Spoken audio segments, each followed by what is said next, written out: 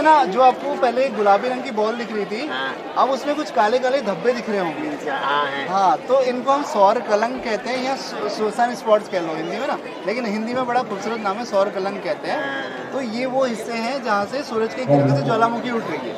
ये ऐसा अनुभव है कि किसी ने कल्पना भी नहीं की है, क्योंकि ऐसी कल्पना कोई कर ही नहीं सकता कि सूरज में भी ऐसा होगा। और वो जो किताबों में देखे ना वो एक अलग ही होता है। और सबसे इंटरेस्टिंग बात बताऊं, ये धब्बे घटते बढ़ते रहते हैं। और सबसे इंटरेस्टिंग बात, ये हमेशा सम संख्या में होता है। 2, 4, 6, 8, 10, कभी आपको 11 नहीं गिनेंगे, 17 नहीं गिनेंगे। अब तक तो आप पहचान ही गए होंगे बहुचर्चित टीवी धारावाहिक ऑफिस के किरदार पांडे जी को। लगभग 8-9 साल चलने वाले इस धारावाहिक में पांडे जी के अभिनय को खूब सराहा गया। छोटे पर्दे की लोकप्रियता आपको जल्दी ही बड़े पर्दे तक लेकर आई, जहां आपको आपकी दमदार अदाकारी के लिए जाना जाता है। उत्तराखंड से निकलकर आप भले ही मायानगरी पहुंच गए, लेकिन आपका निरंतर पहाड़ से लगाव वंदनीय है। सरल, व्यवहारिक और दिल से बात करने वाले हेमंत पांडे जी से पंतनगर किताब कौतिक में छोटी सी मुलाकात में हुई वार्ता आपसे साझा कर रही हूँ। नहीं, मैं वाकई पिरूल को इतनी इज्जत मिलेगी, पिरूल ने कभी 7 जन्म में नहीं सोचा होगा, ये चीड़ के पेड़ के पिरूल ने।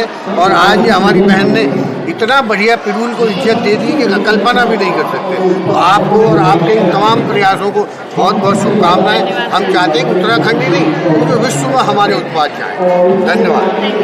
युवा अपने सेल्फ एम्प्लॉयमेंट कर रहे हैं, इनके लिए नहीं, हमें बहुत अच्छा लगा कि देखिए उत्तराखंड हर व्यक्ति के हाथ में बनाना लिखा हुआ है।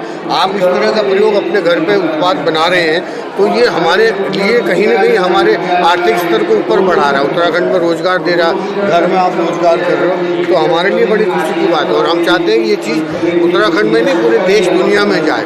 बहुत बहुत शुभकामनाएं। Thank you.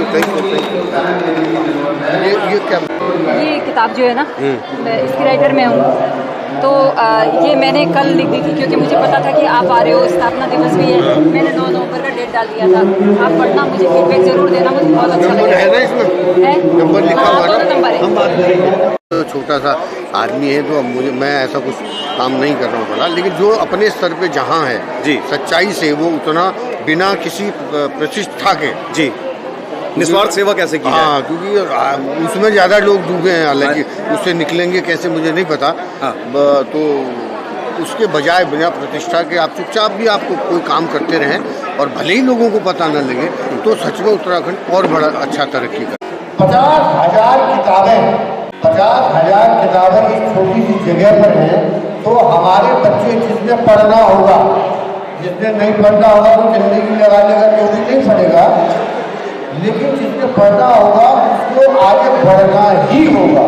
आप स्टॉल में भी देख सकते हैं, इतने बच्चे एक साथ किताबें देख रहे हैं, खरीद रहे हैं, पढ़ रहे हैं।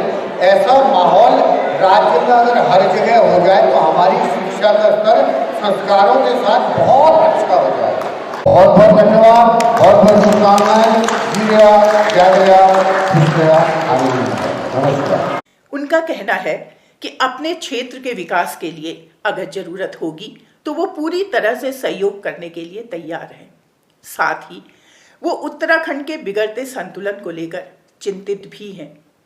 मेरे ये पूछे जाने पर कि उत्तराखंड की उत्तराखंडियत को बनाए रखने के लिए किस तरह से प्रवासी उत्तराखंडी सहभागी हो सकते हैं, उनका कहना था, देखो हमारे कहने से कुछ होने वाला नहीं है, सच्चाई की बात तो ये है, क्योंकि उनके अपने कर्म है, उनकी अपनी सोच है, उन्होंने अपने जीवन को वैसा बनाया हुआ है, तो इसलिए हम किसी भी व्यक्ति को समझा नहीं सकते। लेकिन उसके भीतर से अगर ये आवाज़ आ जाएगी कि मुझे अपने घर के लिए, अपने गांव के लिए, अपने क्षेत्र के लिए कुछ करना है, तो वो हमारे समझाए बगैर भी समझ जाएगा। जैसे बच्चों के साथ जो केस लागू होता है, वो बड़ों पे भी वही चीज़ लागू होती है। लेकिन जड़ें अपनी ओर आखिरकार खींचती हैं, जैसे दराती है, वो आप घास तभी कटेगी जब वो आपको अपनी ओर खींचेगी, तो वो प्रकृति का नियम तो लागू होगा ही होगा। आप कैसे समय निकाल पाते हैं? मैं नहीं, ऊपर वाला समय निकाल देता। सोच जैसी आप रखते हैं वैसा जीवन होता चला जाता है हर व्यक्ति का। मैं भाग्यशाली हूँ कि महीने में 3 बार अपने गाँव जाने का मौका मिल जाता है मुझे। तो ये तो आपके अपने सोचने पर है। बस है क्यों कि आप कैसा चाहते हैं, वरना ऐसे लोग भी हैं जो 3 साल हो गए अपने गांव नहीं जा पाए, 4 साल हो गए नहीं जा पाए। ये आपकी सोच और स्थितियाँ, मजबूरियाँ भी हैं। आप देखिए समाज में कितना बदलाव आ रहा है, कितना चेंज आ रहा है। लोग बाग अब इस छोटी सी जगह पे 60,000 किताबें कल्पना की थी हमने, सरकार भी ऐसे प्रयास करेगी तो इधर आइए। तो लेकिन ऐसे लोग और सरकार मिलकर के चीज़ें कर रही हैं तो उसकी संभावना और बढ़ जाती है।